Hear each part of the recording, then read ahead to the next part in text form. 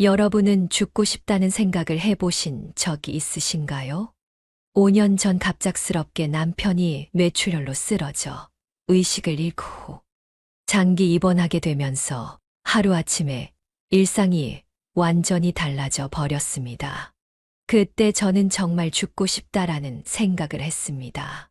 지금도 그 상황을 생각하면 손이 떨려옵니다. 그 지옥 같은 상황에서 내밀어준 성호 씨의 손길이 제 인생을 이렇게 완전히 바꿔놓을 줄은 상상도 못했습니다. 그날 이후 제 삶은 영화 주인공으로 바뀐 것 같았지만 결국 마지막엔 비극의 영화 주인공이 되어 있더군요. 그 영화 같던 스토리를 지금 여러분들께 들려드리려고 합니다. 사연을 시작하기 전 여러분께 꼭 부탁드리겠습니다. 여러분들이 구독, 좋아요, 알림 설정을 눌러주신다면 저에게 많은 힘이 될 것 같습니다. 댓글로 저에게 응원글도 남겨주실 수 있으니 많은 격려 부탁드리겠습니다. 그럼 제 이야기를 들려드리도록 하겠습니다. 평범한 아침이었어요. 남편은 평소처럼 일어나 맞은편 화장실로 들어갔습니다. 그런데 갑자기 쿵 하는 무언가 무거운 것이 떨어지는 소리가 들렸습니다.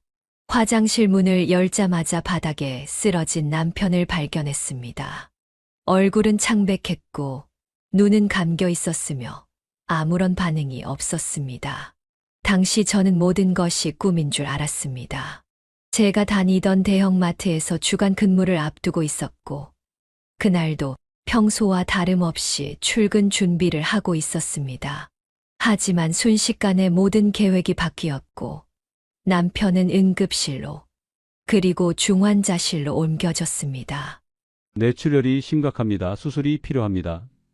의사의 말을 듣는 순간 다리에 힘이 빠졌습니다. 그날 이후로 제 인생은 병원과 집을 오가는 일상으로 완전히 바뀌었습니다. 수술은 성공적이었다고 했지만 남편은 의식을 되찾지 못했습니다.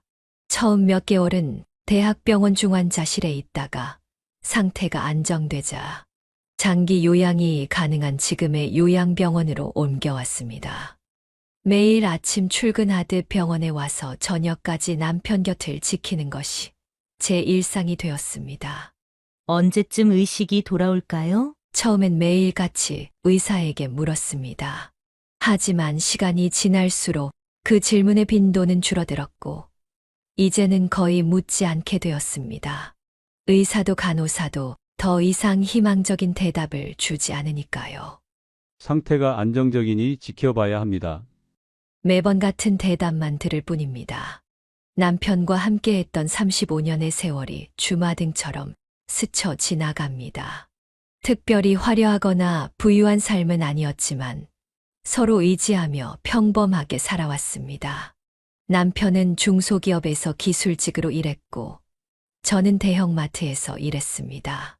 두 아이를 키우며 작은 아파트 대출금을 갚아 나가는 평범한 부부였습니다. 이제 큰 아들은 결혼해서 서울에 살고 딸은 해외에서 공부하고 있습니다. 아이들은 가끔 전화로 안부를 묻지만 멀리 있어 자주 찾아오지는 못합니다. 처음엔 아이들에게 짐이 되기 싫어 다 괜찮다고 했지만 시간이 지날수록 외로움이 깊어져만 갔습니다. 남편의 병원비는 생각보다 많이 나왔습니다. 의료보험이 있지만 장기 입원에 따른 비용은 만만치 않았습니다. 결국 저는 35년간 일해온 대형마트를 퇴직해야 했습니다. 남편을 돌보면서 일을 병행하는 것이 불가능했기 때문입니다. 퇴직금과 적금을 털어 병원비를 감당했지만 5년이 지난 지금은 경제적으로도 많이 힘들어졌습니다. 남편의 건강보험과 제 노령연금으로 근근히 살아가고 있지만 앞으로가 더 걱정됩니다. 요양병원 병실에서 남편의 손을 잡고 있으면 때로는 그가 손을 꼭 쥐는 것 같은 착각이 듭니다. 의사는 그것이 단순한 반사작용일 뿐이라고 하지만 저는 남편이 저를 알아본다고 믿고 싶습니다.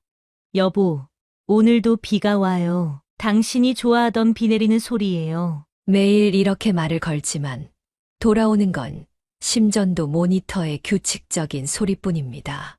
간혹 병실 옆자리에 새로운 환자가 오면 그 보호자와 이야기를 나누기도 합니다. 서로의 아픔과 고통을 나누며 위로받는 순간들이 있습니다. 하지만 대부분의 시간은 침묵 속에서 흘러갑니다. 미경 씨, 가끔은 집에서 쉬세요. 여기는 저희가 잘 돌볼게요. 간호사 선생님의 말씀에도 저는 쉽게 병원을 떠나지 못합니다. 혹시 제가 없는 사이에 남편에게 무슨 일이 생길까 걱정되기 때문입니다. 하루아침에 모든 것이 변했습니다. 함께 늙어가며 여행도 다니고 손주들도 돌보며 평범하게 살고 싶었던 꿈은 이제 그저 꿈으로만 남았습니다. 가끔은 왜 하필 우리에게 이런 일이 생겼을까 하는 원망도 들지만 그런 생각이 들 때마다 스스로를 다잡습니다. 35년간 함께한 인연을 이렇게 쉽게 포기할 수는 없습니다. 남편이 저를 위해 해줬던 모든 것들, 힘들 때 곁에 있어준 시간들을 생각하면 제가 지금 할 수 있는 일은 그의 곁을 지키는 것뿐입니다. 하지만 솔직히 말하자면 외롭습니다. 너무 외롭고 힘듭니다. 밤에 혼자 집에 돌아와 텅 빈 방을 보면 가슴이 무너집니다. 남편의 옷가지들, 신발, 그가 읽던 책들, 모든 것이 그대로인데 그 사람만 없습니다. 어제는 잠시 약해진 마음에 남편의 수면제를 들고 모든 것을 끝내고 싶다는 생각이 들었습니다. 그러나 문득 그런 선택을 하면 누가 남편을 돌볼지 걱정되었고 또 아이들에게 또 다른 상처를 줄 것 같아 마음을 고쳐먹었습니다. 이제는 하루하루 버티는 것이 제 목표가 되었습니다. 오늘도 병원에 가서 남편의 손을 잡고 책을 읽어주고 그의 얼굴을 닦아주는 소소한 일상을 이어갑니다. 때로는 지치고 슬프지만 이것이 제가 선택한 사랑의 방식입니다. 매일 아침 요양병원으로 향하는 발걸음은 무겁지만 그것이 제가 할 수 있는 유일한 사랑의 표현입니다. 때로는 미래가 두렵고 불안하지만 오늘도 저는 남편의 손을 잡고 속삭입니다. 여보, 오늘도 왔어요. 저 여기 있어요. 그렇게 남편이 쓰러진 직후 그를 간호하기 위해 어렵게 일을 그만두고 요양병원과 집을 오가는 병간호에만 전념하는 힘겨운 생활을 이어갔습니다. 매일 아침 일어나면 가장 먼저 하는 일은 병원으로 향하는 버스를 타는 것이었습니다. 병실에서 하루 종일 남편 곁을 지키고 저녁에 지쳐 집으로 돌아와 혼자 식사를 하고 잠드는 일상의 반복이었습니다. 간호사들은 저를 성실한 보호자라고 불렀습니다. 매일 같은 시간에 병원에 와서 남편의 몸을 닦아주고 마사지를 해주고 말을 걸어주는 저를 보며 감탄했습니다. 하지만 그들은 제 마음속 외로움과 고통을 알지 못했습니다. 여보, 오늘은 간호사 선생님이 머리 감겨 주신대요. 내가 도와드릴게요. 남편의 손을 잡고 하루에도 수십 번씩 말을 걸었지만 돌아오는 대답은 없었습니다. 그저 심전도 모니터의 규칙적인 소리만이 병실을 채웠습니다. 때로는 그 소리에 숨이 막힐 것 같았습니다. 하루하루가 무료하고 고독했습니다.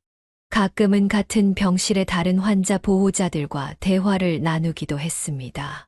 서로의 아픔과 고통을 나누며 잠시나마 위로를 얻었지만 그것도 잠시뿐이었습니다.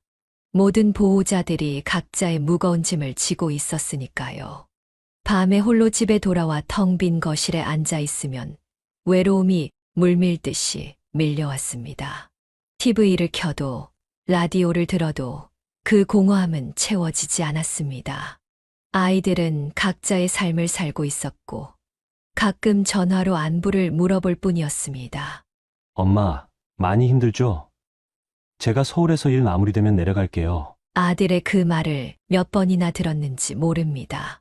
하지만 바쁜 현대 사회에서 자신의 일과 가정을 두고 부모를 돌보러 온다는 것이 얼마나 어려운지 저도 알고 있었습니다.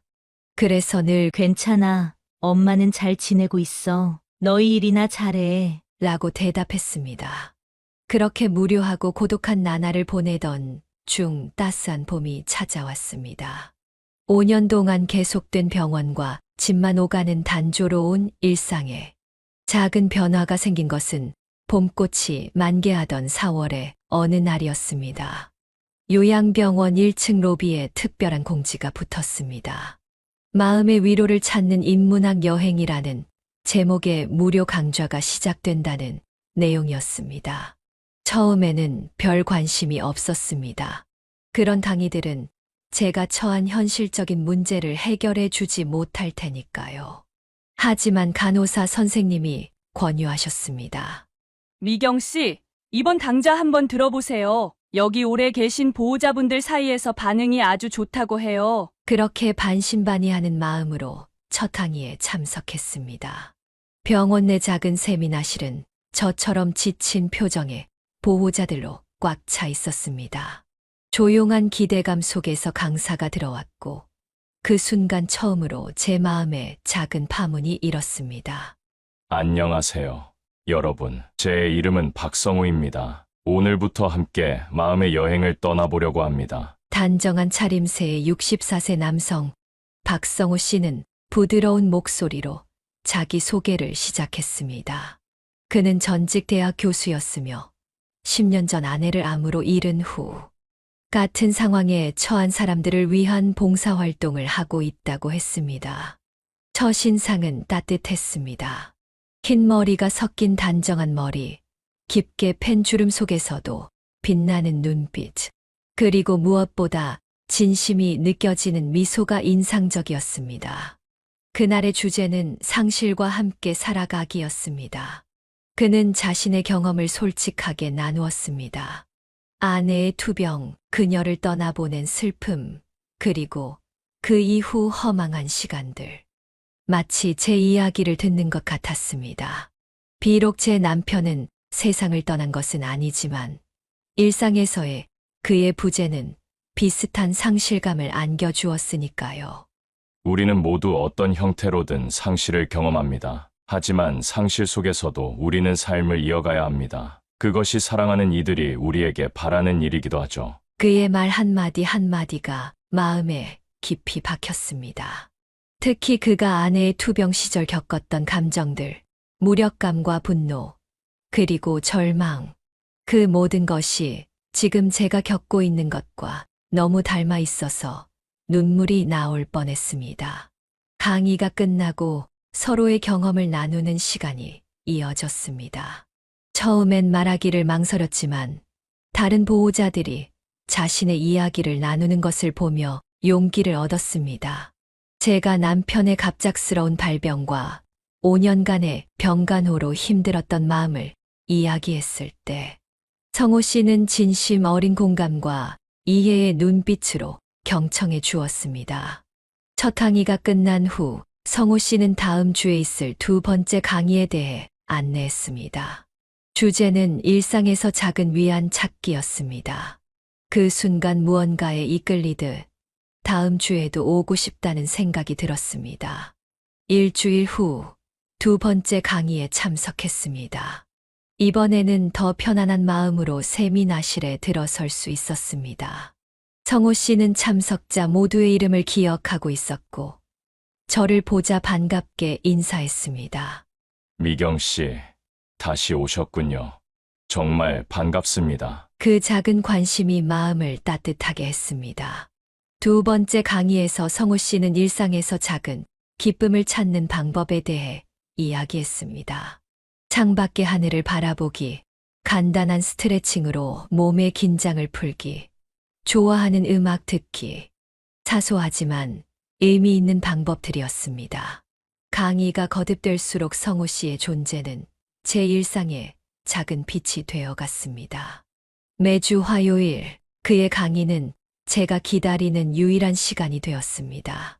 성호 씨는 늘 강의 전후로 시간을 내어 참석자들 한 명 한 명과 대화를 나누었고 저 역시 그와의 짧은 대화 시간을 소중히 여겼습니다. 한 달 정도 지났을 때의 일입니다. 강의 후 성호 씨가 개인적으로 다가와 이야기를 건넸습니다. 미경 씨, 오늘 강의 어떠셨어요? 혹시 커피 한잔 하면서 좀 더 이야기 나눌 시간 있으세요? 병원 내 작은 카페에서 우리는 처음으로 단둘이 대화를 나누게 되었습니다. 그는 제 남편의 상태와 앞으로의 치료 계획에 대해 물었고 진심 어린 관심을 보였습니다. 대화 중에 그가 말했습니다. 제가 아내를 간병할 때 가장 힘들었던 것은 외로움이었어요. 주변에 사람들은 많지만 정작 내 마음을 나눌 수 있는 사람은 없었죠. 그 말이 가슴에 와닿았습니다. 바로 제가 지금 느끼고 있는 감정이었으니까요. 그렇게 우리는 비슷한 경험을 가진 사람들로서 서로의 이야기에 깊이 공감하며 대화를 이어갔습니다. 그 후로 성호 씨는 종종 남편의 병실에도 들러 짧게 안부를 물었습니다. 때로는 제가 잠시 자리를 비울 때 남편 곁을 지켜주기도 했습니다. 그의 배려심과 따뜻함은 점점 더 제 마음속으로 스며들었습니다. 어느 날 성호 씨가 병실을 방문했을 때 저는 그가 남편과 이야기하는 모습을 문 밖에서 지켜보았습니다. 안녕하세요. 김 선생님. 오늘은 밖에 벚꽃이 정말 아름답게 피었습니다. 나중에 좋아지시면 함께 구경 가시죠. 의식 없는 남편에게 마치 대화가 가능한 것처럼 정성껏 말을 건네는 모습이 너무나 감동적이었습니다. 대부분의 사람들은 혼수 상태의 환자에게는 말을 걸지 않거나 형식적인 인사만 하곤 했으니까요. 그렇게 봄이 깊어가면서 저는 점점 성호 씨에게 마음이 끌리고 있다는 것을 깨달았습니다. 그것은 단순한 호감이 아니라 오랜 시간 메말랐던 제 마음에 내리는 봄비 같은 감정이었습니다. 제가 병실 밖에서 잠시나마 웃음을 되찾을 수 있게 해주는 소중한 존재였습니다. 하지만 동시에 죄책감도 들었습니다. 남편이 아직 이 세상에 있는데 다른 남자에게 마음이 가는 것이 옳은 일일까?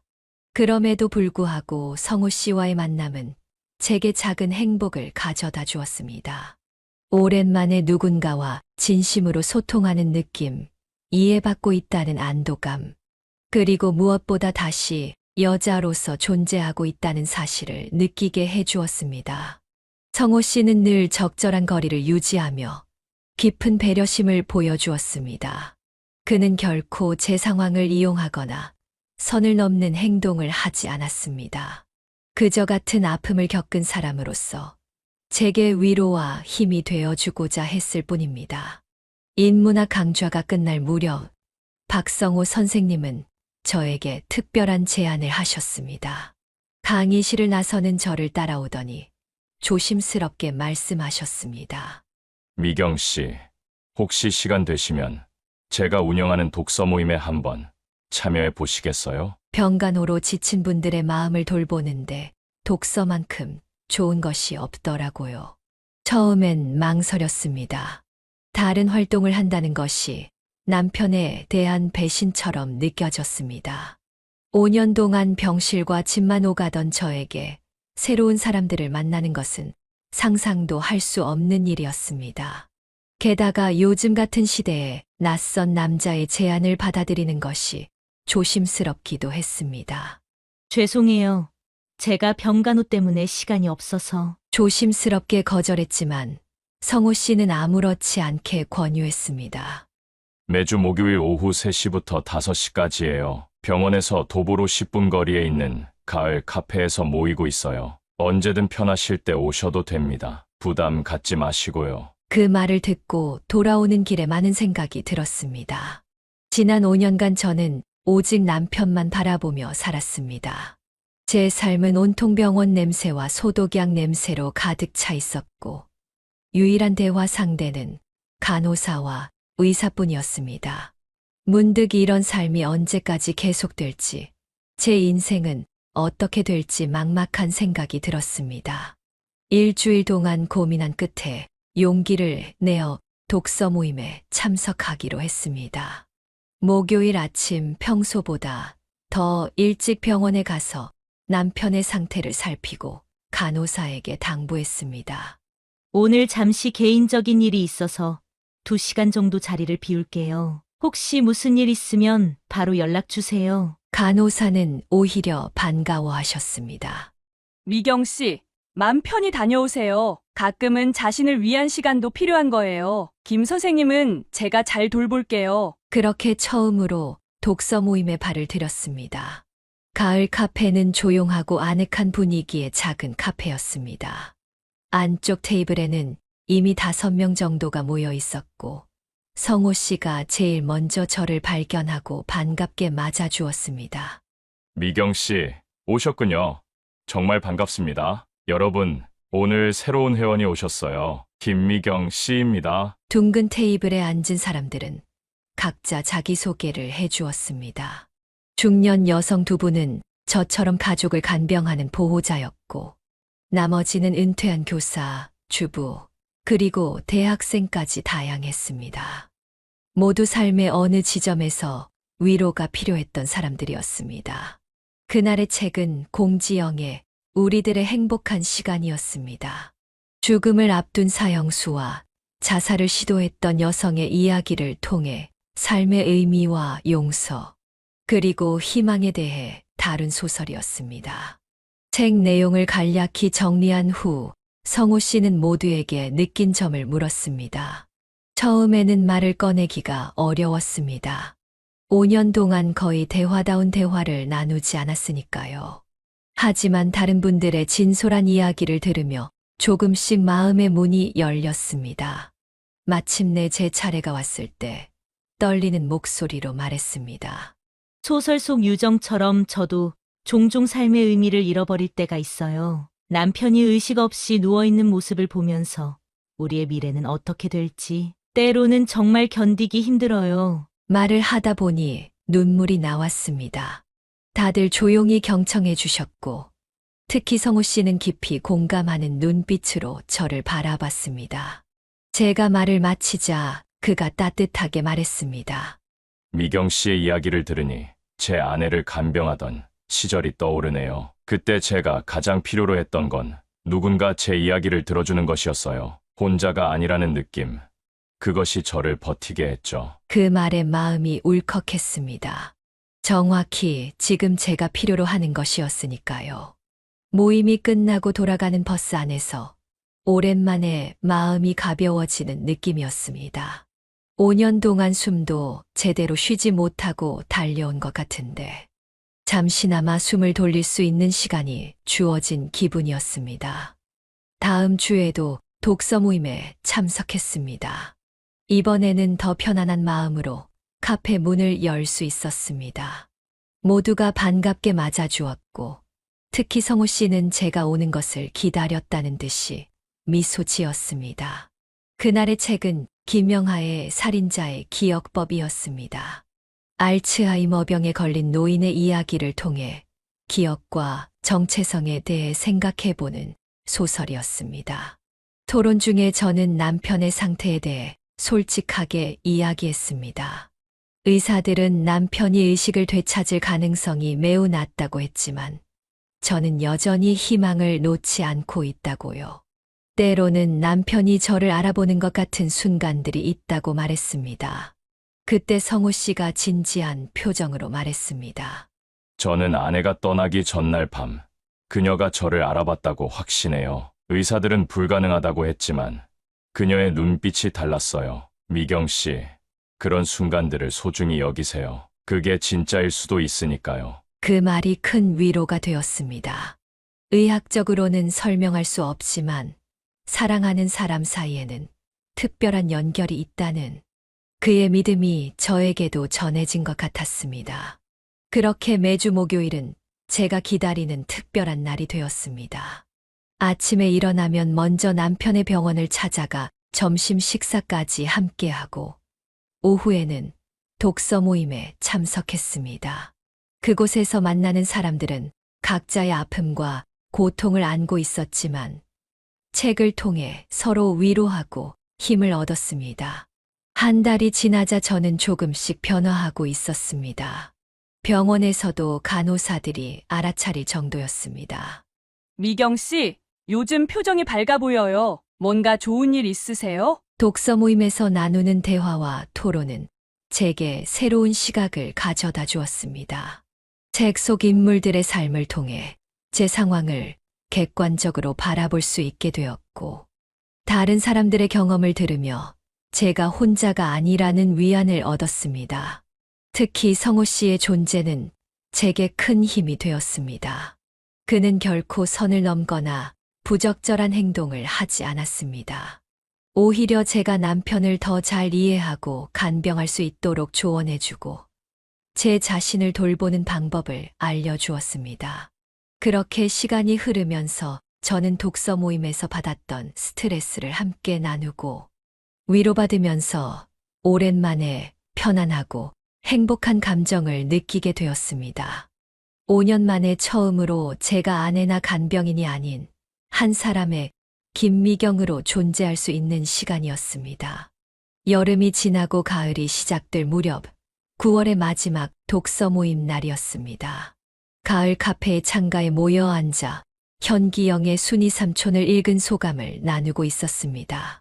제주 4.3 사건을 배경으로 한 이 소설은 우리 모두에게 깊은 인상을 남겼습니다. 특히 역사적 비극 속에서도 인간의 존엄과 회복에 대한 이야기는 각자의 상처를 안고 살아가는 우리에게 큰 울림을 주었습니다.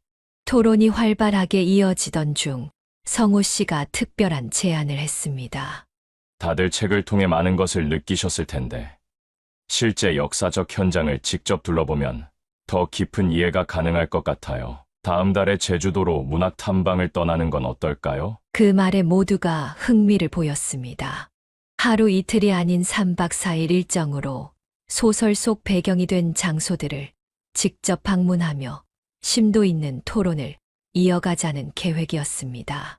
참가 여부는 자유롭게 결정하라고 했지만 대부분의 회원들이 긍정적인 반응을 보였습니다. 저는 망설였습니다. 남편을 두고 3박 4일이나 떠난다는 것이 가능할까? 하지만 성호 씨는 제 상황을 이해한다는 듯 따로 이야기를 건넸습니다.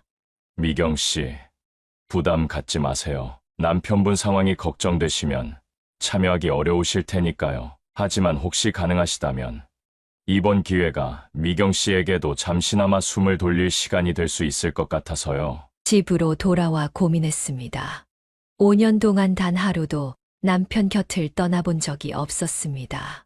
하지만 최근 독서 모임을 통해 느낀 작은 행복과 위안은 분명 제 삶의 변화를 가져왔습니다. 마음속 깊이 억눌러왔던 갈증이 조금씩 해소되는 기분이었습니다. 결정적으로 병원의 담당 간호사 김 선생님이 등을 떠밀어 주었습니다. 미경 씨, 잠시 다녀오세요. 남편분은 저희가 잘 돌볼게요. 오히려 미경 씨가 계속 이렇게 지치면 장기적으로 더 힘들어질 수 있어요. 결국 용기를 내어 제주도 문학 탐방에 참여하기로 했습니다. 남편의 보험금으로 병원비를 미리 결제하고 간호사들에게 세세한 부탁을 남기고 아들에게도 짧게 연락했습니다. 처음엔 놀라는 기색이었지만 오히려 좋은 휴식이 될 거라며 응원해 주었습니다. 10월 초 우리 독서 모임 회원 6명은 제주행 비행기에 올랐습니다. 출발하는 순간까지도 마음이 무거웠지만 푸른 하늘을 날아가는 비행기 안에서 문득 해방감이 느껴졌습니다. 5년 만에 처음으로 남편과 병원을 벗어나 다른 세계로 향하고 있다는 사실이 믿기지 않았습니다. 제주도에 도착해 렌터카로 이동하는 동안 성호 씨는 운전석에서 4.3 사건의 역사적 배경을 차분히 설명해 주었습니다. 소설 속 주인공 순이 삼촌이 겪었던 아픔을 생각하며 역사의 현장들을 하나씩 방문했습니다. 북촌 너분숭이 기념관, 관어정지, 다랑쉬 마을 등 소설 속에 등장했던 장소들을 직접 보니 책으로만 읽었을 때와는 다른 깊은 감정이 일었습니다. 이곳에서 수많은 사람들이 죽음을 맞이했습니다. 하지만 그 아픔을 넘어 지금 우리가 이곳에서 그들을 기억하고 있다는 것. 그것이 중요한 의미를 가진다고 생각합니다. 성호 씨의 말에 모두가 숙연해졌습니다. 비극적인 역사의 흔적을 돌아보며 저는 문득 우리 각자가 안고 있는 개인적인 아픔과 상실에 대해 생각했습니다. 소설 속 사람들처럼 우리도 각자의 상처를 안고 살아가고 있지만 그럼에도 불구하고 삶은 계속된다는 것을. 둘째 날 저녁, 우리는 소설 속 장면들에 대해 깊이 토론하며 숙소의 작은 테라스에 모여 앉았습니다. 바다가 내려다 보이는 전망이 아름다웠고 누군가 와인을 꺼내 한 잔씩 나누었습니다. 점차 밤이 깊어지고 대화는 더욱 진솔해졌습니다. 한 명, 두 명 방으로 돌아가고 결국 테라스에는 저와 성호 씨만 남게 되었습니다. 달빛 아래 바다를 바라보며 우리는 평소보다 더 깊은 이야기를 나누기 시작했습니다. 성호 씨는 아내의 투병과 죽음 이후 자신이 얼마나 절망했는지, 그리고 어떻게 다시 삶의 의미를 찾아갔는지 털어놓았습니다. 저 역시 남편의 갑작스러운 발병으로 무너진 삶, 끝없는 병간호의 고단함, 때로는 느껴지는 외로움과 절망에 대해 말했습니다. 가끔은 정말 숨이 막힐 것 같아요. 남편을 사랑하지만 때로는 이 상황이 언제까지 계속될지 생각하면 두렵고 외롭습니다. 제 고백에 성호 씨는 조용히 손을 내밀어 제 손을 잡았습니다. 저는 그때 마음속으로 굉장히 당황했습니다.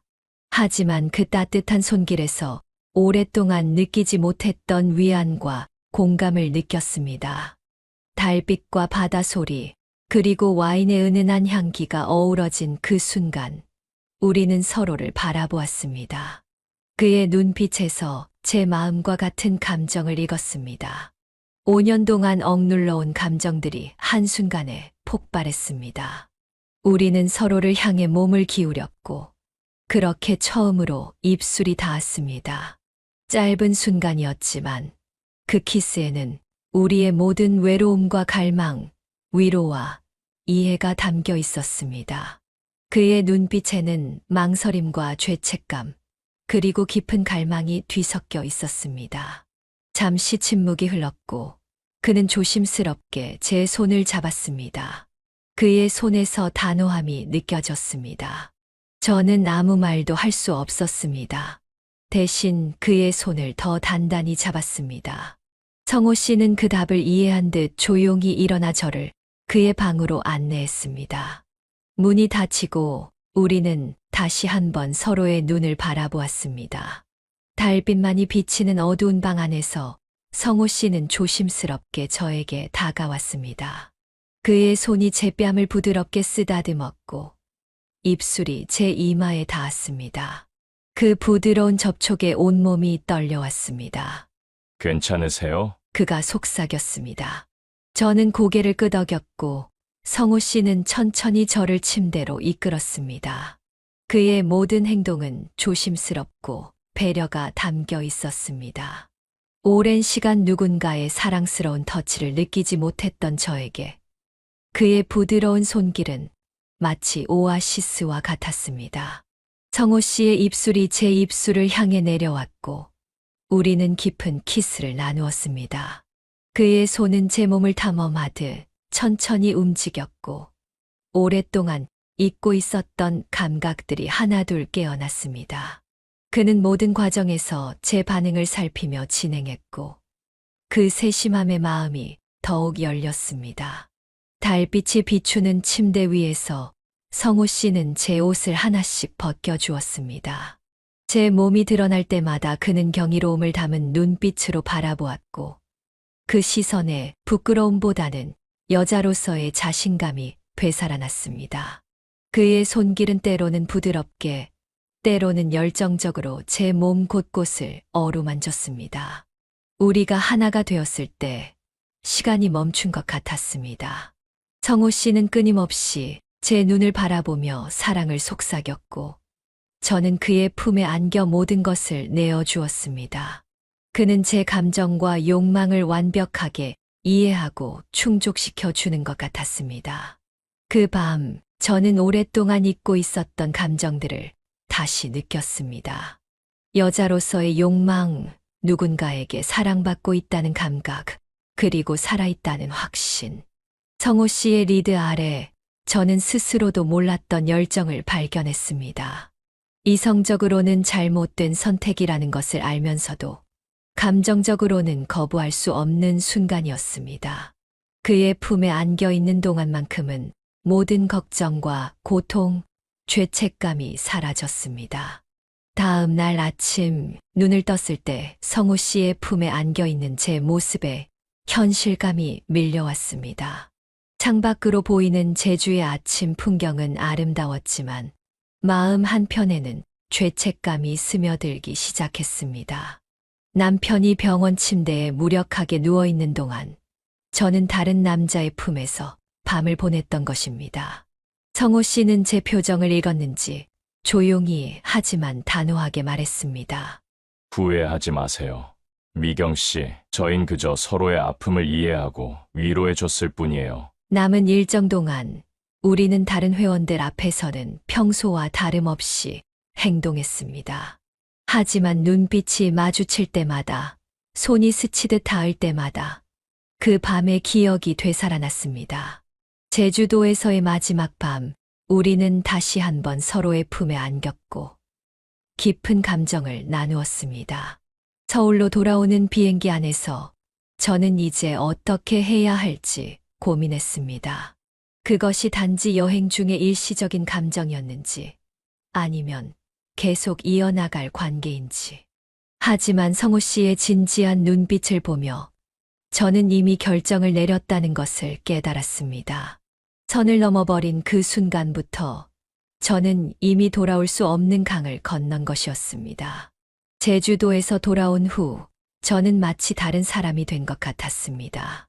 겉으로는 이전과 똑같이 매일 병원을 찾아 남편을 간병했지만 내면에서는 뜨거운 불꽃이 타오르고 있었습니다. 성호 씨와의 관계는 제주도에서 끝나지 않았습니다. 오히려 그곳에서의 경험은 새로운 시작에 불과했습니다. 독서 모임은 계속되었고 모임이 끝난 후에는 성호 씨와 함께 조용한 카페나 그의 아파트에서 시간을 보냈습니다.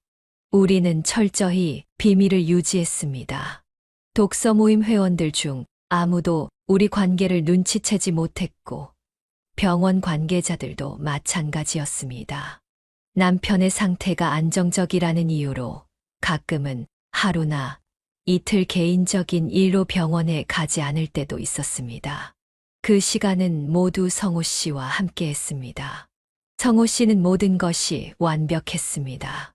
성호 씨는 제가 경험해 본 적 없는 깊은 이해와 공감을 보여주었고, 그의 따뜻한 품은 5년간의 고독을 씻어내는 것 같았습니다.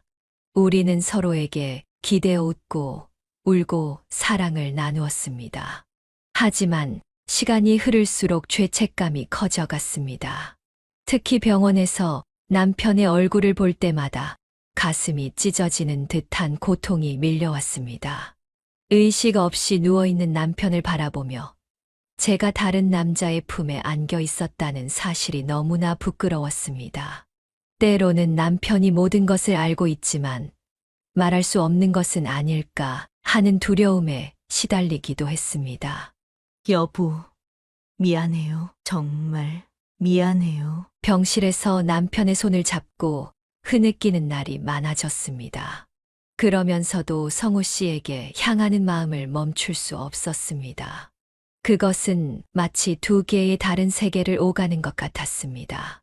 병원의 미경과 성호 씨와 함께할 때의 미경은 완전히 다른 사람 같았습니다.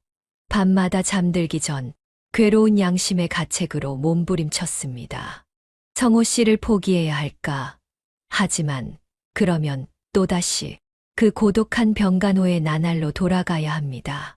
성호 씨와의 관계를 이어갈까? 그렇다면 남편에 대한 배신감을 어떻게 감당해야 할까?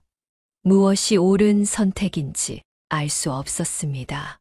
어느 날 오랜 친구 수진과 점심을 먹게 되었습니다. 수진은 대학 시절부터 알고 지낸 친구로 저희 상황을 가장 잘 이해하는 사람 중 하나였습니다. 말하지 않아도 제 얼굴에 어떤 변화가 있다는 것을 눈치챈 모양이었습니다. 미경아, 무슨 일 있어? 얼굴이 달라 보여. 그동안 혼자 짊어져 온 비밀과 고통이 한꺼번에 쏟아져 나왔습니다. 하지만 직접적으로 제 이야기라고 하기에는 부끄러워서 가상의 친구 이야기로 포장했습니다. 내 친구 이야기인데 남편이 5년째 의식불명 상태로 누워있는데 최근에 다른 남자를 만나게 됐어. 그런데 너무 괴로워하더라고. 어떻게 해야 할까? 수지는 잠시 침묵했다가 진지한 표정으로 말했습니다. 그 친구에게 꼭 이야기해줘. 인생은 짧아. 행복을 미루지 말라고. 남편이 정말 그 친구를 사랑한다면 그녀가 혼자 고통받는 것을 원하지 않을 거야. 법적으로도 의식불명 상태의 배우자와 이혼이 가능하다고 들었어. 새로운 사랑을 찾는 게 어떨까? 수진의 의견은 제게 큰 위로가 되었습니다. 하지만 같은 주제로 다른 친구 미연에게 물었을 때는 완전히 다른 반응을 들었습니다. 뭐, 남편이 죽지도 않았는데 다른 남자랑 사귀고 있다고? 말이 안 되지? 그건 명백한 배신이야. 아프나 건강하나, 좋을 때나 나쁠 때나라는 결혼 서약은 어디 갔어? 그 친구한테 당장 그 관계를 끝내라고 해. 미연의 날카로운 비난에 가슴이 찢어지는 듯 했습니다. 두 친구의 상반된 의견 사이에서 저는 더욱 혼란스러워졌습니다. 누구의 말이 옳은 걸까? 제 마음이 원하는 것은 무엇일까? 그런 고민 속에서도 성우 씨와의 관계는 계속되었습니다. 그는 제 갈등을 이해했고 어떤 결정을 내리든 존중하겠다고 했습니다. 어느 날 밤 성우 씨의 아파트에서 함께 저녁을 먹은 후 그가 따뜻한 눈빛으로 저를 바라보며 조심스럽게 말했습니다. 미경 씨, 우리 이대로도 괜찮아요. 당신이 준비될 때까지 기다릴 수 있어요. 서두를 필요 없어요. 그 말에 안도감과 동시에 더 큰 죄책감이 밀려왔습니다. 성호 씨는 제 갈등을 이해하고 배려해주고 있었지만 그런 그의 따스함이 오히려 제 양심을 더 무겁게 짓눌렀습니다. 그는 비밀 관계를 유지하는 것에 불편함을 느끼지 않는 것 같았지만 저는 매일 밤 잠들기 전 이 갈등 속에서 괴로워했습니다. 때로는 이 관계를 끝내야 한다고 생각했지만 성우 씨를 떠나 다시 그 고독한 병간호의 나날로 돌아간다는 생각만으로도 숨이 막혔습니다. 밤마다 잠 못 이루며 고민했고 병실에서 남편의 얼굴을 바라볼 때마다 눈물이 흘렀습니다. 성우 씨를 만날 때마다 행복했지만 그 행복 뒤에는 항상 죄책감이 따라왔습니다. 결국 모든 것을 정리하기 위해 저는 법적인 조언을 구하기로 결심했습니다. 법적 조언을 구하기 위해 저는 오랜 지인이었던 정 변호사를 찾아갔습니다. 망설이다가 용기를 내어 제 상황을 모두 털어놓았습니다. 남편의 의식불명 상태, 성호 씨와의 관계, 그리고 제 마음속 끝없는 갈등까지. 정 변호사는 놀랍게도 판단 없이 제 이야기를 경청해 주었습니다. 그리고 제가 전혀 알지 못했던 사실을 알려주었습니다. 미경 씨, 사실 우리나라에서도 장기간 의식불명 상태에 빠진 배우자와의 이혼이 법적으로 가능합니다. 민법상 의식불명, 기타 사유로 인한 장기간의 부재는 이혼 사유에 해당될 수 있어요. 그 말을 듣는 순간 마음 한켠에 작은 불빛이 켜지는 것 같았습니다. 이것이 해결책이 될 수 있을까? 하지만 동시에 죄책감도 더 커졌습니다. 아직 살아있는 남편과 이혼을 한다는 것은 제가 상상해 본 적 없는 일이었습니다. 집으로 돌아와 밤새 고민했습니다. 창밖으로 보이는 달빛이 유난히 차갑게 느껴졌습니다. 이혼을 선택한다면 그것은 정말 옳은 일일까? 하지만 현실적으로 남편이 의식을 되찾을 가능성은 매우 낮다고 의사들은 계속 말해왔습니다. 저는 이대로 평생을 기다려야 할까요? 몇 주간의 고민 끝에 저는 의사와 상담을 했습니다. 남편의 상태에 관해 솔직한 의견을 구했습니다. 김 선생님의 상태는 여전히 안정적이지만 의식 회복 가능성은 시간이 갈수록 낮아지고 있습니다. 물론 의학은 항상 예측 불가능한 부분이 있지만 현재 상황에서는 큰 변화를 기대하기 어렵습니다. 의사의 말을 듣고 나서 저는 성호 씨에게 제 고민을 털어놓았습니다. 그는 여전히 저를 이해하고 지지해 주었지만 그의 눈빛 속에서 기대감을 읽을 수 있었습니다. 그도 우리가 정식으로 함께할 수 있기를 바라고 있었습니다. 결국 저는 이혼 소송을 제기하기로 결심했습니다. 그 결정은 제 인생에서 가장 어려운 선택 중 하나였습니다. 법원에 서류를 제출하는 날, 손이 떨려 펜을 제대로 잡을 수 없었습니다. 서명을 하는 순간 35년의 결혼 생활이 이렇게 끝난다는 사실이 믿기지 않았습니다. 이혼 소송은 생각보다 복잡했습니다. 특수한 상황이라 법원에서는 여러 증거와 증언을 요구했고 의료진의 진단서와 의견서도 필요했습니다. 무엇보다 힘들었던 것은 주변 사람들의 시선이었습니다. 소식을 들은 몇몇 친척들은 노골적으로 저를 비난했습니다. 의식 없는 사람을 버리다니 어떻게 그럴 수 있어? 멀리 살던 시누이까지 찾아와 날카롭게 따져 물었습니다. 저는 그저 고개를 숙이고 침묵할 수밖에 없었습니다. 어떤 설명도 그들의 분노를 가라앉힐 수 없었으니까요. 아들은 처음에 충격을 받았지만 놀랍게도 점차 이해하는 모습을 보였습니다. 엄마, 솔직히 처음엔 이해하기 어려웠어요. 하지만 엄마도 인생이 있잖아요. 아빠도 엄마가 행복하길 바라셨을 거예요. 아들의 그 말에 눈물이 흘렀습니다. 그의 지지는 이 힘든 과정에서 큰 위안이 되었습니다. 법원 심리가 계속되는 몇 개월 동안 저는 감정적으로 큰 롤러코스터를 탔습니다. 법정에 설 때마다 심장이 터질 것 같았고 판사의 질문에 답할 때는 목이 메어 말이 제대로 나오지 않았습니다. 때로는 이 모든 것을 포기하고 싶다는 생각도 들었지만 성호 씨의 존재가 저에게 힘이 되었습니다. 미경 씨, 당신은 잘못한 게 없어요. 결혼은 둘이 함께하는 것이지만 한 사람만 남겨진 상황에서 평생을 그렇게 살라고 요구하는 건 너무 가혹합니다. 그의 말은 제게 용기를 주었습니다. 그리고 마침내 6개월의 소송 끝에 법원은 저의 이혼 청구를 받아들였습니다. 판사는 피고의 건강 상태와 회복 가능성, 원고의 상황 등을 종합적으로 고려할 때 이혼이 인정된다고 판결했습니다. 법원을 나오는 순간 복잡한 감정이 밀려왔습니다. 안도감과 슬픔, 죄책감과 해방감이 뒤섞였습니다. 35년간의 결혼 생활이 공식적으로 끝난 것입니다. 한편으로는 남편에게 미안한 마음이 컸지만 다른 한편으로는 앞으로의 삶에 대한 기대도 있었습니다.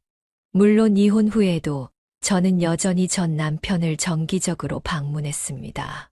그가 저에게 더 이상 법적 배우자는 아니었지만 오랜 세월 함께한 인연이자 소중한 사람임에는 변함이 없었기 때문입니다. 간호사들은 이런 저의 모습에 감탄했습니다. 미경 씨는 정말 대단하세요. 법적으로는 이혼했지만 이렇게 꾸준히 찾아오시다니. 이혼 후 처음으로 성호 씨와 공개적으로 만날 수 있게 되었습니다. 더 이상 숨거나 거짓말을 할 필요가 없어졌습니다. 독서 모임 회원들에게 우리의 관계를 밝혔고 대부분은 축하해 주었습니다. 성호 씨의 집에 편하게 머무를 수 있었고 함께 영화를 보거나 여행을 갈 수도 있었습니다. 그렇게 저는 5년 만에 새로운 삶을 시작했습니다. 오랜 시간 고통과 갈등 속에서 내린 결정이었지만 이제는 성호 씨와 함께 미래를 꿈꿀 수 있게 되었습니다. 그것은 쉽게 얻은 행복이 아니었기에 더욱 소중했습니다. 이혼 후 처음 2달은 정말 꿈 같았습니다. 성호 씨와 함께 영화를 보러 가고 식사를 하고 공원을 산책하는 등 평범한 연인들처럼 데이트를 즐겼습니다. 더 이상 누구의 눈치도 볼 필요 없이 죄책감 없이 우리의 관계를 이어갈 수 있다는 것이 너무나 행복했습니다. 35년간의 결혼 생활과 5년간의 병간호 끝에 저는 마침내 제 자신의 행복을 찾아가는 것 같았습니다. 그러나 얼마 지나지 않아 작은 변화들이 느껴지기 시작했습니다. 성호 씨가 약속 시간에 자주 늦거나 갑자기 약속을 취소하는 일이 잦아졌습니다. 전화를 걸어도 받지 않을 때가 많았고, 통화 중에 갑자기 지금 통화하기 어려워요. 라며 서둘러 전화를 끊곤 했습니다. 처음에는 그저 바쁜 거려니 생각했습니다. 그는 여러 병원과 복지관에서 강의를 하는 사람이니까요. 하지만 이상한 문자 메시지를 우연히 보게 된 날부터 의심이 커지기 시작했습니다. 함께 저녁을 먹던 중 그의 핸드폰에 메시지가 왔는데 화면에 오늘 저녁 약속 여전히 유효한가요? 기다리고 있어요. 라는 내용이 보였습니다. 성호 씨는 재빨리 핸드폰을 뒤집어 놓고는 아무 일도 없었다는 듯이 행동했습니다. 그날 이후 저는 그의 행동을 더 유심히 관찰하게 되었습니다. 독서 모임에서 그가 다른 여성들과 상호작용하는 방식, 특히 한 명의 여성과 나누는 미묘한 눈빛 교환이 신경 쓰였습니다.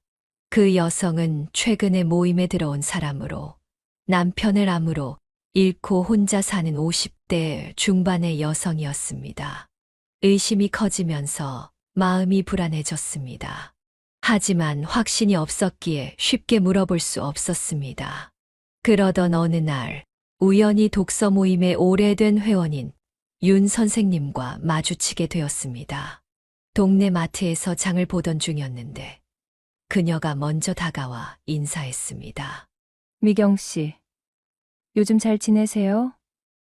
성호 선생님과 잘 돼가나 봐요? 그 질문에 저는 미소를 지으며 고개를 끄덕였지만 윤 선생님의 표정이 묘하게 느껴졌습니다. 무언가 말하고 싶어 하는 것 같았습니다. 용기를 내어 물었습니다. 윤 선생님, 혹시 제가 알아야 할 것이 있나요? 그녀는 잠시 망설이다 조심스럽게 말을 꺼냈습니다. 사실 성호 선생님이 독서 모임에서 다른 여성들과도 특별한 관계를 맺고 있다는 소문이 있어요. 제가 몇 년 전부터 독서 모임에 참여했는데 그동안 비슷한 패턴을 몇 번 봤거든요. 그 말을 듣는 순간 가슴이 무너지는 것 같았습니다. 하지만 아직 확신할 수 없었기에 더 자세히 알아보기로 했습니다. 며칠 동안 저는 조용히 주변 사람들을 통해 정보를 모았습니다. 독서 모임의 다른 회원들, 병원의 간호사들, 그리고 성호 씨가 강의했던 다른 기관의 사람들까지 조각조각 모인 정보들이 하나의 그림을 완성했습니다. 충격적인 진실이 드러났습니다.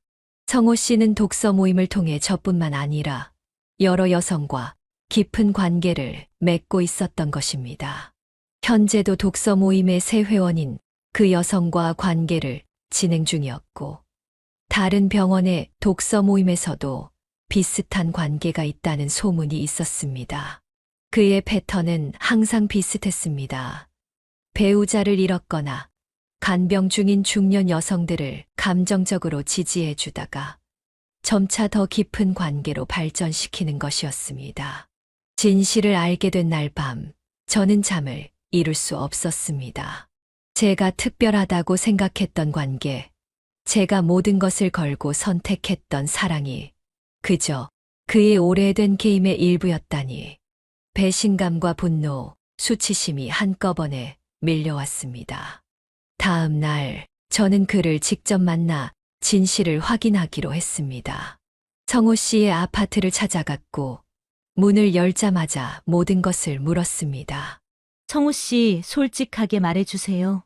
당신은 다른 여성들과도 나와 같은 관계를 맺고 있나요? 그는 잠시 침묵했다가 놀랍게도 전혀 당황하지 않은 표정으로 대답했습니다. 미경 씨가 그런 이야기를 들었군요. 사람들이 오해한 거예요. 물론 저는 여러 사람들과 가깝게 지내지만 그건 제 일의 특성상 어쩔 수 없는 부분이에요. 그의 목소리는 차분했지만 눈빛에서 진실성을 찾을 수 없었습니다. 저는 더 구체적인 증거들을 언급했고 그제서야 그는 약간의 동요를 보였습니다. 하지만 여전히 모든 것을 부인하려 했습니다. 절망감에 휩싸인 채 저는 마지막 질문을 던졌습니다. 독서 모임에 새로 온 최 여사님과도 특별한 관계인가요? 그 질문에 그의 표정이 굳어졌고 마침내 그는 가면을 벗었습니다. 놀랍게도 그의 태도는 갑자기 냉담하고 거만해졌습니다. 지금까지 제가 알던 따뜻하고 배려심 깊은 성호 씨는 온데간데 없고 완전히 다른 사람이 눈앞에 서 있는 것 같았습니다. 그의 눈빛에서 지금까지 한 번도 보지 못했던 차가움이 느껴졌습니다. 다들 외로워서 원해서 만난 건데 당신도 결국 원하는 걸 얻지 않았나요? 당신은 남편 곁을 떠나 자유를 얻었고 저는 당신에게 그동안 필요한 위로와 사랑을 주었어요. 서로 윈윈 아닌가요? 그 말을 듣는 순간 저는 그동안 제가 얼마나 순진했는지 깨달았습니다. 저에게는 진심이었던 관계가 그에게는 단지 잘 짜인 각본의 한 장면에 불과했던 것입니다. 제가 인생의 큰 결정을 내리고 모든 것을 걸었던 그 관계가 그에게는 일상적인 게임이었다는 현실이 가슴을 쳤습니다. 당신, 어떻게 이럴 수 있어요?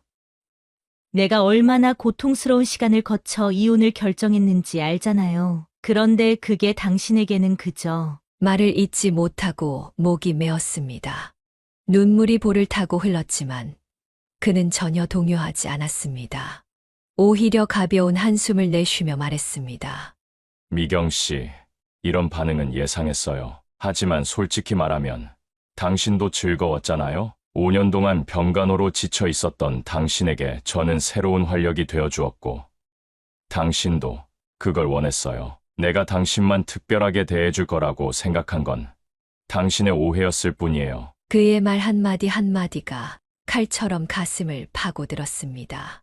제가 그토록 소중히 여겼던 추억들, 그가 건네준 위로의 말들, 함께했던 시간들, 모든 것이 가식이었다는 생각에 숨이 막혔습니다.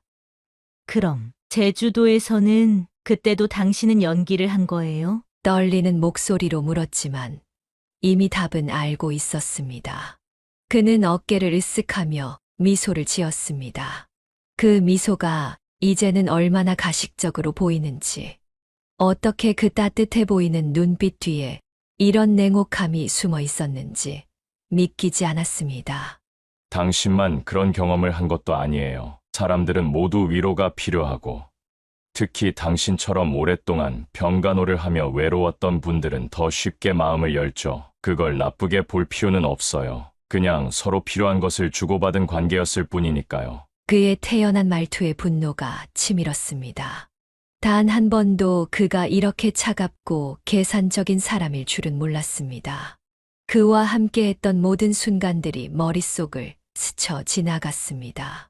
그가 병실에서 남편에게 건네던 친절한 말들, 독서 모임에서의 따뜻한 조언들, 제주도에서의 감동적인 순간들, 모든 것이 거짓이었다고 생각하니 가슴이 찢어질 것 같았습니다. 당신 같은 사람이 어떻게 남의 아픔을 이용해 이런 짓을 할 수 있어요? 당신이 상처 준 사람이 저뿐만 아니라는 걸 알아요. 당신은 몇 명의 여성들을 이렇게 속였어요? 그런 질문에도 그는 전혀 죄책감을 보이지 않았습니다. 오히려 제가 과잉 반응을 하고 있다는 듯 짜증스러운 표정을 지었습니다. 이런 대화는 의미 없어요. 미경 씨, 더 이상 만나지 않는 것이 좋겠어요. 당신도 이제 충분히 경험했으니 새 삶을 시작하세요. 우리 관계는 여기까지입니다. 그 말을 끝으로 그는 저를 아파트 밖으로 안내했습니다. 문이 닫히는 소리와 함께 저는 완전히 무너져 내렸습니다. 계단에 주저앉아 한동안 움직일 수 없었습니다. 온몸에 힘이 빠진 것 같았고 머릿속은 혼란스러웠습니다. 그의 아파트를 나와 거리를 걸으며 쏟아지는 눈물을 멈출 수 없었습니다. 지나가는 사람들이 의아한 시선으로 저를 바라봤지만 신경 쓸 여력조차 없었습니다. 집으로 돌아가는 내내 제 모든 선택을 되돌아보았습니다. 35년의 결혼 생활, 5년의 병간호, 그리고 이혼이라는 인생의 큰 결정까지 모두가 한 남자의 거짓된 사랑 때문이었다니 너무나 허무했습니다. 집에 도착해서도 한동안 멍하니 앉아 있었습니다. 자책과 후회, 분노와 슬픔이 뒤섞여 가슴을 짓눌렀습니다. 어떻게 이렇게 쉽게 속았을까? 왜 더 신중하게 판단하지 못했을까? 이제 와서 깨닫고 보니 모든 징후가 있었는데도 저는 그것을 무시했습니다. 성호 씨가 때때로 보이던 비일관적인 행동들, 갑작스러운 약속 취소, 의미심장한 문자 메시지들. 사랑에 눈이 멀어 모든 것을 보지 못했던 것입니다. 그날 밤 저는 끊임없이 자신을 원망했습니다. 남편을 배신했다는 죄책감, 그토록 쉽게 속았다는 자괴감, 그리고 인생의 큰 결정을 잘못 내렸다는 후회가 밀려왔습니다. 베개를 적시며 흐느끼다 지쳐 잠들었지만 꿈속에서도 성호 씨의 냉담한 표정과 말들이 계속 따라왔습니다. 다음 날 아침 거울 속에 비친 제 모습은 완전히 초췌했습니다. 붓고 충혈된 눈, 창백한 얼굴, 마치 영혼이 빠져나간 것 같았습니다. 이대로는 안 되겠다는 생각에 병원 심리 상담사를 찾아갔습니다.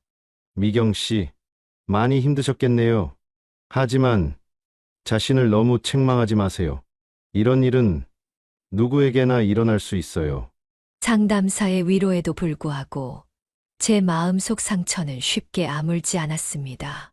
며칠 동안 집에 틀어박혀 아무것도 하지 못한 채 허망한 시간을 보냈습니다. 식욕도 없었고 잠도 제대로 오지 않았습니다. 가끔 전화기가 울려도 받을 의욕조차 없었습니다.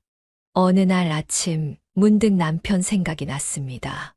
이혼 후에도 종종 병원을 찾아갔지만 성호 씨와의 관계에 집중하면서 점차 방문 횟수가 줄어들었던 것이 사실입니다. 갑자기 그 사실이 가슴을 찔렀습니다. 남편에 대한 의무와 약속을 저버린 것은 물론 다른 남자와의 관계를 위해 35년의 결혼 생활까지 포기했던 제 선택이 얼마나 어리석었는지 동감했습니다. 그날 오후 저는 요양병원으로 향했습니다. 현관을 들어서자 간호사들이 놀란 표정으로 저를 맞이했습니다. 시련의 아픔 때문인지 제 얼굴이 굉장히 수척해 보였나 봐요. 미경 씨, 오랜만이에요. 잘 지내셨어요? 간호사의 질문에 대답하지 못하고 그저 미소만 지었습니다. 남편의 병실로 향하는 발걸음이 무거웠습니다. 문을 열고 들어서자 변함없이 침대에 누워있는 남편의 모습이 보였습니다. 조금 더 수척해진 것 같았지만 여전히 평화로운 얼굴이었습니다. 침대 곁에 앉아 그의 손을 잡았습니다. 따뜻했던 예전과 달리 이제는 차갑고 마른 손이 제 손 안에 놓였습니다. 그 순간 참았던 눈물이 폭포처럼 쏟아졌습니다. 여보, 미안해요. 정말 미안해요. 흐느끼며 남편의 손에 제 얼굴을 묻었습니다. 그동안 저지른 잘못들, 한순간의 감정에 휩쓸려 내린 결정들, 그리고 남편을 배신했다는 죄책감이 한꺼번에 밀려왔습니다. 다시 돌아왔어요. 이제 떠나지 않을게요. 당신 곁에 있을게요. 그날부터 저는 다시 병원 생활을 시작했습니다. 법적으로는 이미 헤어진 사이였지만 그것은 단지 서류상의 관계일 뿐이었습니다. 35년간 함께한 인연은 종이 한 장으로 끊어질 수 없는 것이었습니다. 매일 아침 일찍 병원에 도착해 밤늦게까지 남편 곁을 지켰습니다. 이전보다 더욱 성실하게 간병했습니다. 남편의 몸을 닦아주고 마사지를 해주고 책을 읽어주며 대화를 나누었습니다. 물론 그는 대답할 수 없었지만 저는 계속해서 말을 걸었습니다. 병원 직원들은 제 변화에 놀라워했습니다. 예전에도 성실한 보호자였지만 이제는 더욱 헌신적으로 남편을 돌보는 모습이 달라 보였나 봅니다. 미경 씨, 요즘 더 자주 오시네요. 무슨 일 있으세요? 간호사의 질문에 저는 그저 미소로 답했습니다. 제 인생의 큰 실수와 깨달음을 설명하기에는 너무 복잡하고 아픈 이야기였으니까요. 밤이면 남편의 손을 잡고 그날 있었던 일들을 이야기했습니다. 하루 종일 무엇을 했는지, 병원 정원의 꽃들이 어떻게 피었는지, 창밖으로 본 하늘이 얼마나 맑았는지, 그리고 가끔은 제가 저지른 잘못에 대해 진심 어린 사과를 전했습니다. 여보, 내가 얼마나 어리석었는지 몰라요. 당신이 이렇게 누워있는 동안 나는 용서해줘요. 정말 미안해요. 물론 이미 혼수 상태인 남편은 제 말을 들을 수 없었습니다. 그가 깨어 있었다면 얼마나 실망하고 상처받았을까 생각하면 가슴이 미어졌습니다. 하지만 그래도 계속해서 사과했습니다. 그것이 제가 할 수 있는 유일한 일이었으니까요. 시간이 흐르면서 저는 점차 평온을 찾아갔습니다.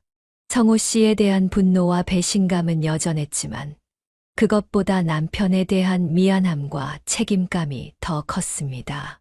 제 잘못을 만회하기 위해 남은 시간 동안 최선을 다해 남편을 돌보기로 다짐했습니다. 병원에서는 간병인을 고용할 것을 권했지만 저는 거절했습니다. 모든 것을 제 손으로 직접 하고 싶었습니다. 그것이 제 속죄의 방식이었습니다. 밤에는 병실의 작은 간이 침대에서 잠을 청했고 필요할 때마다 일어나 남편의 상태를 확인했습니다. 어느 날 담당 의사가 저를 찾아왔습니다.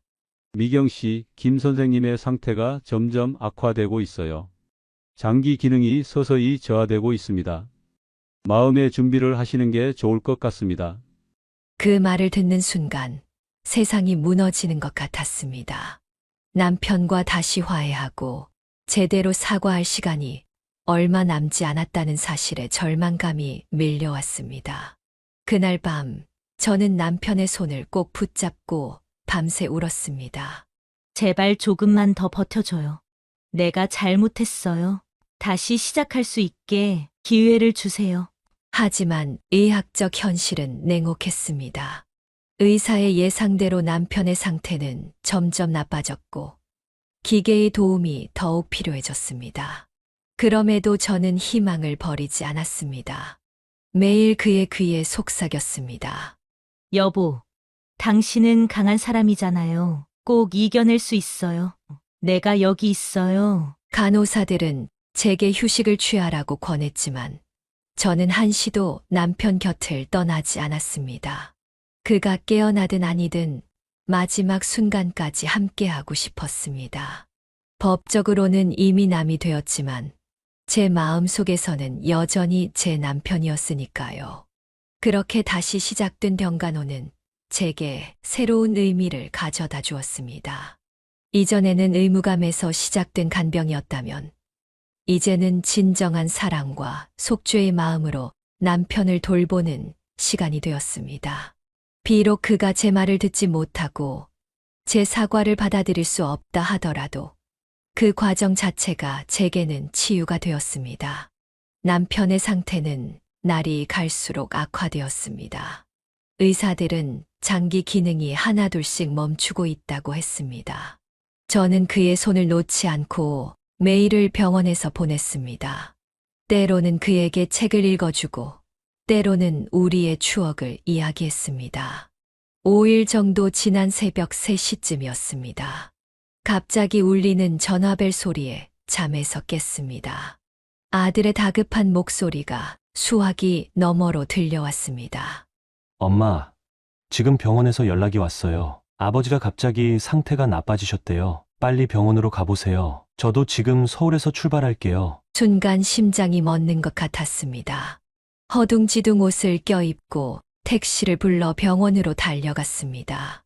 병원 복도는 한밤중임에도 분주했고 남편의 병실 앞에는 의료진들이 모여 있었습니다. 멀리서도 그들의 표정만 봐도 이미 무슨 일이 일어났는지 직감적으로 알 수 있었습니다. 미경 씨 정말 유감입니다. 갑자기 심장 기능이 멈췄어요.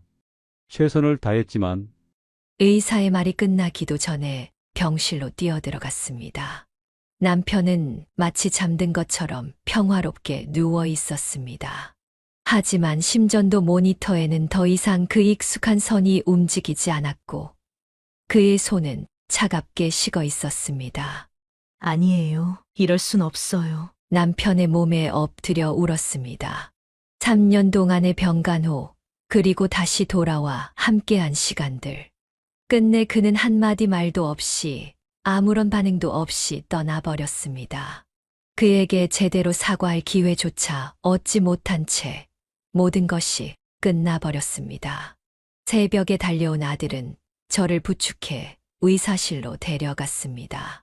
그곳에서 우리는 죽음의 원인과 앞으로의 절차에 대한 설명을 들었습니다.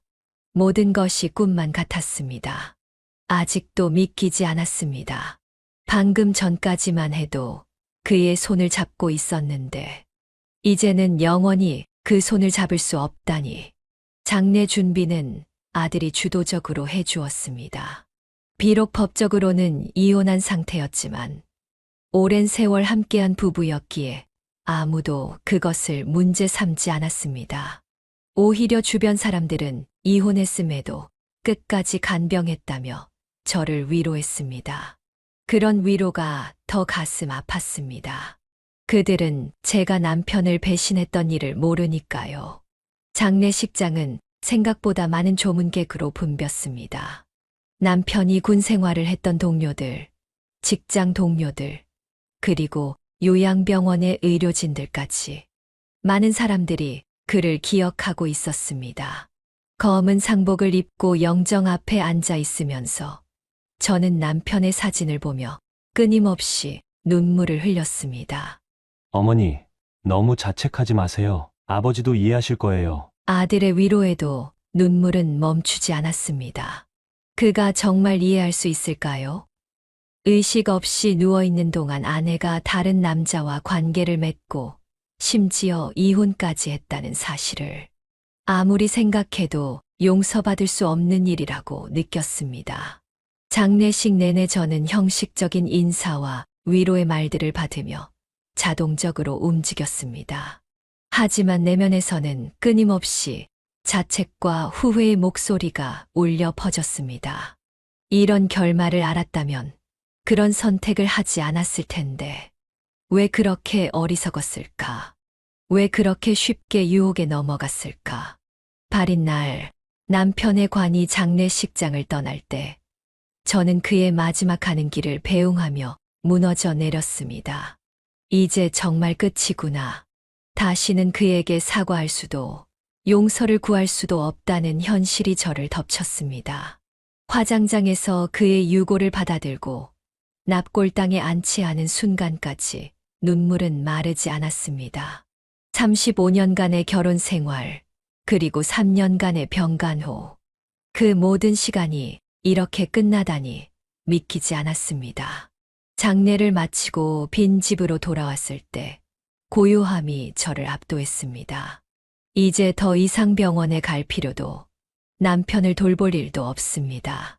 그저 혼자만의 시간과 후회, 그리고 죄책감만이 남았습니다. 밤이 되면 더욱 견디기 힘들었습니다. 잠들기 전 남편의 사진을 보며 말을 걸기도 했습니다. 여보, 오늘도 미안해요. 정말 미안해요. 그렇게 매일 밤을 지새우며 울었습니다. 식욕도 없었고 잠도 제대로 오지 않았습니다. 체중이 급격히 줄고 얼굴은 헬쑥해졌지만 그것조차 신경 쓰지 않았습니다. 그것은 제가 져야 할 짐이라고 생각했으니까요. 시간이 흘러도 영원히 용서받지 못할 선택을 저질렀다는 극심한 슬픔과 죄책감은 사라지지 않았습니다. 아들은 가끔 전화로 제 상태를 물었고 서울로 올라오라고 권했지만 저는 이 집에 남기로 했습니다. 남편과의 추억이 담긴 이 공간에서 제 잘못을 기억하며 살아가는 것이 제가 할 수 있는 유일한 속죄라고 생각했습니다. 병원 심리 상담사는 제게 전문적인 치료를 권했습니다. 저는 상담을 받기 시작했지만 마음속 깊은 곳에 자리 잡은 아픔은 쉽게 치유되지 않았습니다. 그것은 평생 안고 가야 할 상처였습니다. 남편의 사진을 보며 매일 밤 대화를 나누는 것이 일상이 되었습니다. 그날 있었던 일들, 생각났던 추억들, 그리고 반복되는 사과. 비록 그가 들을 수 없지만 그것이 제게는 작은 위안이 되었습니다. 여보, 내가 얼마나 후회하는지 알아요? 그때로 돌아갈 수만 있다면 절대 그런 선택을 하지 않을 거예요. 용서해 주세요. 장례식 이후 몇 개월 동안 저는 집과 납골당을 오가는 생활을 했습니다. 사람들은 점차 잊어갔지만 저에게 그 상처는 날이 갈수록 더 깊어지는 것 같았습니다. 사진 속에서 미소 짓고 있는 남편을 볼 때마다 제가 그 미소를 배신했다는 죄책감이 마음을 찢었습니다. 그렇게 저는 마음속 깊은 곳에 지울 수 없는 아픔을 간직한 채 하루하루를 살아갔습니다. 언젠가는 이 고통이 조금이라도 줄어들까요? 아니면 평생 이렇게 살아가야 할까요? 그 답을 알 수 없었지만 한 가지 확실한 것은 제 인생에서 가장 큰 실수를 했다는 것, 그리고 그것은 결코 되돌릴 수 없다는 사실이었습니다. 남편의 장례를 치른 후 현실적인 문제가 저를 기다리고 있었습니다. 슬픔에 잠겨 있을 시간도 없이 생계를 위한 일자리를 찾아야 했습니다. 퇴직금과 적금은 남편의 병원비와 장례비로 대부분 소진되었고, 이제는 혼자서 생활비를 벌어야 했습니다. 35년 동안 대형마트에서 일했던 경력을 살려 다시 취업을 시도했지만 62세라는 나이 때문에 번번이 거절당했습니다. 큰 마트들은 저보다 훨씬 젊은 직원들을 원했고 결국 동네 작은 마트의 계산원 자리를 겨우 구할 수 있었습니다. 첫 출근 날 떨리는 마음으로 마트에 도착했습니다. 대형 마트에서는 매장 책임자였던 제가 이제는 작은 마트의 계산원으로 일하게 된 것입니다. 주인은 간단하게 계산대 사용법만 알려주고 바로 업무를 시작하게 했습니다. 일은 생각보다 힘들었습니다. 오랜 시간 서 있어야 했고 무거운 물건들을 옮겨야 할 때도 많았습니다. 몸이 예전 같지 않아 속도가 느렸고 그런 모습을 본 젊은 직원들은 저를 업무에 방해가 되는 존재로 여기는 것 같았습니다. 창고에서 물건을 정리하던 중 우연히 20대 여직원들의 대화가 들렸습니다. 저 할머니는 진짜 일이 너무 느려. 내가 2배는 더 빨리 하는데 같은 월급 받는다니 억울해. 맞아. 무거운 물건도 못 들고 포스기도 잘 다루지 못하면서 대체 왜 채용한 거야? 가슴이 찢어지는 듯 했지만 소리내어 항의할 수도 없었습니다. 그저 더 열심히 일하는 것만이 제가 할 수 있는 일이었습니다. 매일 아침 일찍 출근해 다른 직원들보다 먼저 매장을 청소하고 퇴근 시간이 지나도 남아서 정리를 했습니다. 하지만 그런 노력에도 불구하고 동료들의 시선은 달라지지 않았습니다. 주인은 저를 불러 작은 목소리로 조언했습니다. 미경 씨, 젊은 직원들이 좀 불만이 있는 것 같아요. 속도를 좀 더 내야 할 것 같은데. 나이가 있으셔서 힘드시겠지만 어쩔 수 없어요. 그 말에 대답할 말이 없었습니다. 최선을 다하고 있는데도 이제는 나이 때문에 그 최선의 기준이 달라져 버렸습니다. 오랫동안 전문성을 인정받으며 일해온 제가 이제는 느리고 무능한 할머니로 취급받는 현실이 너무 서글펐습니다. 직원 휴게실에서 혼자 점심을 먹는 날이 많아졌습니다. 젊은 직원들은 저를 그들의 대화에 초대하지 않았고 가끔 제가 다가가면 갑자기 대화 주제를 바꾸곤 했습니다. 뒤에서는 할머니라고 부르면서 제 흉내를 내며 웃는 소리도 들었습니다. 모르는 척하고 넘어갔지만 매번 가슴 한 구석이 아팠습니다. 하지만 생계를 위해 계속 일해야 했습니다. 매일 아침 일찍 일어나 마트로 향했고 저녁 늦게 지친 몸을 이끌고 집으로 돌아왔습니다. 고된 하루를 마치고 돌아오는 길에 문득 남편 생각이 났습니다. 그가 살아 있었다면 이렇게 힘든 생활을 하지 않아도 됐을 텐데. 하지만 그런 생각은 금세 떨쳐버렸습니다. 이 모든 것은 제 선택의 결과였고 저는 그 결과를 받아들여야 했습니다. 그런 고통스러운 하루하루 속에서 작은 위안을 찾은 것은 지역 복지관에서의 봉사활동이었습니다. 일주일에 2번, 퇴근 후 2시간씩 독거노인들에게 식사를 배달하는 봉사를 시작했습니다. 처음에는 단순히 마음의 위안을 찾기 위해 시작했지만 점차 그 활동이 제게 큰 의미를 가져다 주었습니다. 미경 씨, 오늘도 와줘서 고마워요. 당신이 가져다 주는 밥이 제일 맛있어. 고령의 할머니께서 건네신 그 말 한마디가 마트에서 겪은 하루의 서러움을 씻어주는 것 같았습니다. 저보다 더 어려운 환경에서 살아가는 분들을 보며 제 상황이 그래도 감사할 일이라는 것을 깨달았습니다. 봉사활동을 통해 만난 사람들은 저를 있는 그대로 받아들여 주었습니다. 나이나 지위, 과거의 실수 등은 중요하지 않았고 그저 서로를 돕고 위로하는 따뜻한 관계였습니다. 그곳에서 저는 조금씩 마음의 평화를 찾아갔습니다. 시간이 흐르면서 저는 과거의 어리석었던 선택을 평생 속죄하는 마음으로 받아들이기 시작했습니다. 성호 씨와의 불륜, 남편과의 이혼, 그 모든 것이 한순간의 감정에 휩쓸려 내린 잘못된 결정이었지만 이제는 그 실수를 통해 배우고 남은 생을 더 의미 있게 살아가고자 했습니다.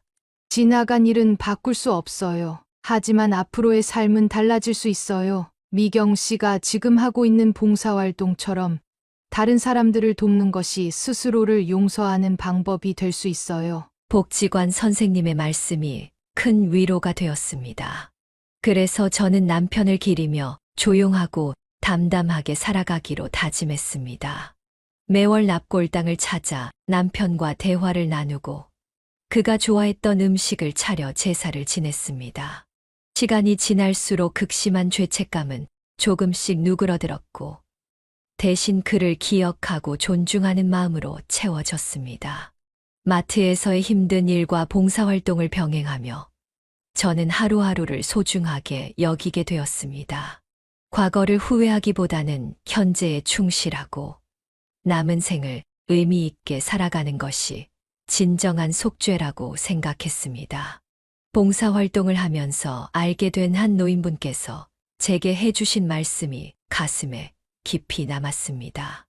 우리 모두 실수를 하며 살아가는 거야. 중요한 건 그 실수 때문에 주저앉지 않고 다시 일어서는 용기야. 그 말씀처럼 저는 쓰러지지 않고 다시 일어서기 위해 노력했습니다.